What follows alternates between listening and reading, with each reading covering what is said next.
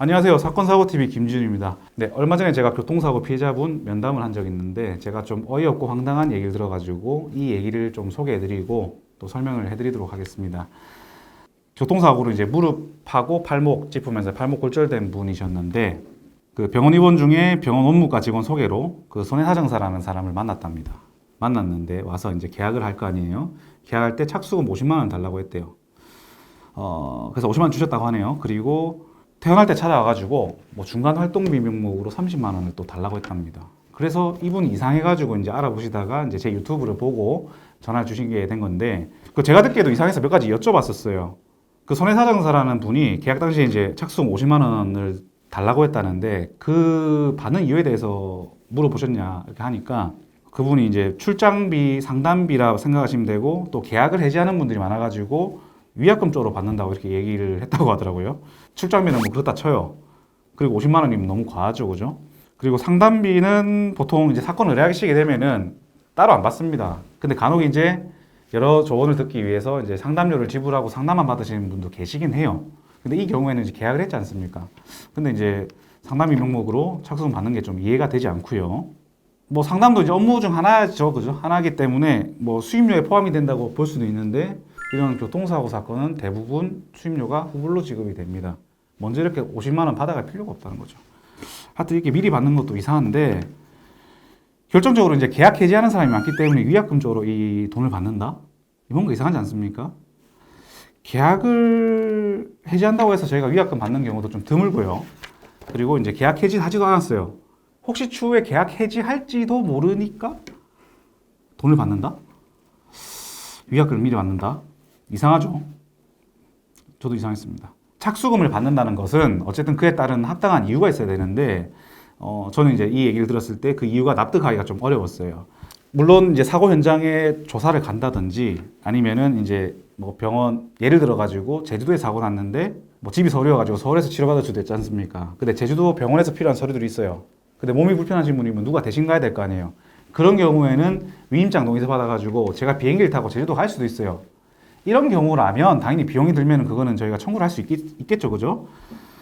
근데 이런 것도 사실은 내가 만약에 제주도 갔다 왔다 칩시다. 그래서 뭐 비행기 값이랑 뭐 해가지고 한 20만 원 들었다 칠게요. 그럼 비용 발생하고 나서 이 정도 비용 들었는데 주십시오. 이렇게 비용이 발생하고 나서 달라고 해야지 비용이 발생된 것도 없는데 미리 달라고 하는 게 좀 이상하지 않습니까, 그죠? 네, 그리고 처음엔 착수금 50만 원 외에 또 퇴원할 때 중간에 또 30만 원 더 달라고 했다. 이거는 뭐냐고 제가 여쭤보니까 교통비라고 했다고 하는데 뭐 어디 헬기 타고 다니세요? 저희는 이제 보통 출장 상담 가더라도 출장비를 따로 받는 경우는 거의 없습니다. 그리고 특히 이제 계약을 하게 된다면은 출장비는 이제 따로 안 받는 게 보통이고요. 이상한 이유를 들어가지고 좀 돈을 뜯어낸다? 이런 느낌이 좀 들었습니다. 근데 또 이게 끝이 아니었죠. 저희가 통상 이제 성공보수 약정을 하지 않습니까? 근데 이분께서 합의를 하고 나면은 이제 합의금의 20%를 달라고 했다고 합니다. 관례상 이제 대부분의 사건, 일반적인 사건의 수임료는 10%거든요. 근데 이제 관례상 받는 수임료의 2배를 달라고 한 거죠. 이 뭔 개소리야! 참 기가 막혔는데 이렇게 터무니없는 보수를 달라고 하는 경우를 옛날에는 제가 본 적이 몇 번 있습니다. 근데 이제 세상이 많이 오픈이 됐죠. 적정한 수임료가 얼마고, 뭐 물론 사건마다 수임료는 다를 수 있습니다만 어려운 사건은 당연히 수임료가 높을 수 있고 조금 수월한 사건은 수임료를 낮게 약정하는 경우도 있겠죠. 아니면 보험금이 크다던가 물론 달라질 수는 있겠지만 적정 수임료라는 것은 어느 정도 알려져 있습니다. 우리 한국에요. 이런 상황에서도 아직도 이렇게 일을 하고 있는 사람이 있다는 게 참 어이가 없었습니다.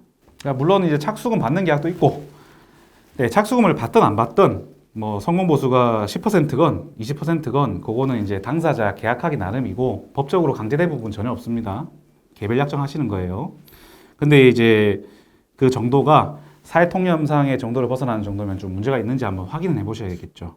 자, 그러면은 통상 수임료는 얼마 정도이고 그리고 어떻게 약정한 게 적정한 수준인지 궁금하실 텐데 그걸 제가 설명을 드릴게요. 이런 물건들, 자동차, 뭐 건물, 이런 재물 사건, 재물 손해는 제외하고요. 제가 신체에 대해서만 설명을 드릴게요. 신체 사고를 크게 이제 두 가지로 나눠볼 수 있습니다. 교통사고나 이런 손해배상 사건. 누군가가 잘못해서 나한테 손해배상을 해서 이런 손해배상금 받는 사건이 있고요. 그 다음에 내가 병들거나 다치거나 해서 내가 들어놓은 보험 아니면 내가 직장 다니고 있으면 직장의 회사의 단체 보험 있죠. 이런 보험에 청구하는 이 보상 이 배상하고 보상 이렇게 크게 두 가지로 나눌 수 있는데 교통사고 대인 배상이나 영업 배상 책임, 영업 배상 책임 뭐 어떤 게 있을까요? 뭐 매장 지나가는데 뭐 기름기가 흘려져 있어갖고 미끄러 넘어졌다. 이런 건 그 영업에서 관리 소홀을 했다면은 배상 책임지죠. 그때 영업장에 영업 배상 책임 보험이 있으면 우리가 그 영업 배상 책임 보험으로 우리가 손해배상 받는 겁니다. 이런 영업 배상 책임 같은 배상 사건에 있어서는 통상 수임료가 10에서 15% 정도 형성이 되어 있습니다. 아까 설명드렸다시피 법적으로 이제 강제되는 건 없고요. 다만 이제 업무 강도라든지 의뢰인께서 받으실 금액 규모에 따라서 조금 조정이 되는 겁니다. 업무 강도가 높은 사건의 경우에는 15% 정도 약정하는 경우가 있고요. 그 다음에 뭐 반대로 이제 다툴 부분이 적은 사건들이 있어요. 이런 업무 강도가 낮은 사건은 뭐 5% 혹은 7% 이렇게 10%보다 낮은 약정을 하기도 합니다. 대표적으로 이제 교통사고 사망 사건을 들 수 있어요. 왜냐하면은 이제 교통사고는 손해배상이 크게 이제 피해자의 소득 산정도 해야 되고, 그 다음에 과실도 산정해야 되고, 그 다음에 장애를 산정해야 되지 않습니까? 근데 이제 이런 교통사고 같은 배상에서 사망 사건 같은 경우에는 그 피해자의 장애를 평가할 필요가 없죠. 왜냐하면 이제 돌아가셨기 때문에 그렇게 이제 산정할 부분이 조금 줄어든다. 그래서 업무 강도가 낮아지기 때문에 그런 경우에는 10%다 받는 경우는 드물다. 이렇게 이해하시면 될 것 같고요. 그런 특수한 경우 이외에는 대부분 10%로 약정한다. 이렇게 알고 계시면 되겠습니다. 그리고 이제 뭐 의뢰인께서 받으실 배상금이 크다. 예를 들어서 손해액이 한 5억 된다 했을 때 10%면 5천만 원이죠. 그죠?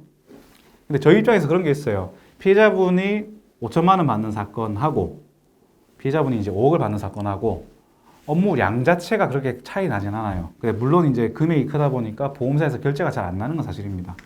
이제 그러한 부분 말고 이런 서류 작업이라든지 이제 평가하는 작업 이런 것들이 정말 뭐 2배, 3배, 10배 이렇게 강도 자체가 차이 나진 않아요. 근데 이제 업무는 비슷하게 하지만 수임료를 10% 받아버리면은 이제 5억에 10%는 5천만 원 아니겠어요. 근데 5천만 원이 10%면 500만 원이죠. 좀 차이 많이 나죠. 이렇게 보험금이 큰 경우에는 10% 받으면 좀 많죠. 그죠? 그래서 그런 경우에는 이제 10%가 아니라 뭐 7%, 5% 혹은 뭐 그 이하로 약정하는 경우도 있습니다. 보험금이 좀 많이 클 경우에는요. 그리고 이제 반대로 이제 업무량에 비해서 배상금이 적다. 업무 강도는 비슷한데 뭐 피해자께서 받을 돈이 500 정도 된다 했을 때 10% 받고 일하기엔 좀 무리일 수 있어요. 왜냐하면 이제 들어가는 품이 있으니까 그런 경우에는 뭐 10% 이상, 15%, 20% 약정하는 경우도 있습니다. 예. 따라서 이런 업무 강도 외에도 그런 금액, 배상받으실 수 있는 금액에 따라서도 약정이 조금 달라질 수 있다. 이렇게 이제 이해하시면 될 것 같고요. 여기까지가 이제 배상 관련 손해사정 수수료 얘기였고요. 이제 내가 들어둔 보험이나 회사단체 보험에 이제 청구하는 보험 있죠. 예, 이런 게 있는데 이런 보상 쪽에서는 수임료가 다양합니다. 이 보상 쪽에서는 그게 이제 후유장애 청구권 그리고 진단비 면부채권 이런 게 있는데요. 골절 등의 부상으로 인해 가지고 후유장애 담보를 청구하는 거는 이제 통상 10%로 약정을 하고요. 물론 이 부분도 보험금이 수억 원 이상 되는 큰 금액일 경우에는 아까 말씀드린 대로 10% 미만으로 약정하는 경우도 있습니다. 보험이 잘 드신 분들 같은 경우에는 보험금이 뭐 수억 원 나오는 경우도 종종 있거든요. 그 다음에 이제 진단비 같은 면부채권입니다. 면부채기 이제 면책이냐 부책이냐 이걸 다투는 거예요. 면책은 이제 보험금을 지급하지 않는 거고 부책은 이제 책임을 지는 거죠. 그래서 이건 뭐냐? 진단금 같은 경우에 이제 받느냐 못 받느냐 싸움이죠. 근데 문제가 뭐냐면은 대부분의 고객분들께서 보험금 청구를 그냥 준비 없이 해요. 준비 없이 하고 난 다음에 보험사에서 조사 심사 다 하죠. 결국에는 이제 면책한 거죠. 보험금 지급 책임이 없습니다 해서 보험금 지급 거절하시고 난 뒤에 오는 게 문제라는 겁니다. 이러면 뭐예요? 보험사에서도 지급 거절하려면 근거가 있어야 되지 않습니까?